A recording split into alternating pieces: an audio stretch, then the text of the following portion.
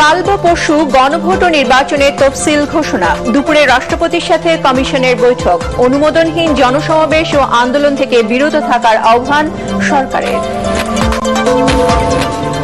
জনগণের সমর্থনে বিএনপি রাষ্ট্র পরিচালনার দায়িত্ব পেলে যে কোনো মূল্যে দুর্নীতির লাগাম টেনে ধরা হবে। তারেক রহমান।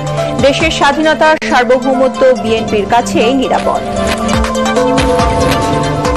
সংস্কারকে পাশ কাটিয়ে শোডাউনে নির্বাচন করতে চায় বিএনপি জামাত। মন্তব্য আক্তার হোসেনের। আগামী নির্বাচনে তাদেরকে লাল কার্ড দেখানোর আহ্বান।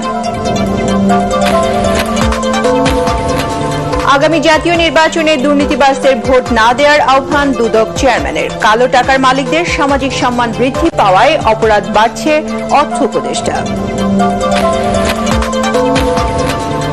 জুলাই আন্দোলনে গণমাধ্যমকে ব্যবহার করে সমন্বয়কদের ভিলেন বানানোর চেষ্টা হয়েছিল। ট্রাইব্যুনালে জবানবন্দিতে হাসনাত আব্দুল্লাহ।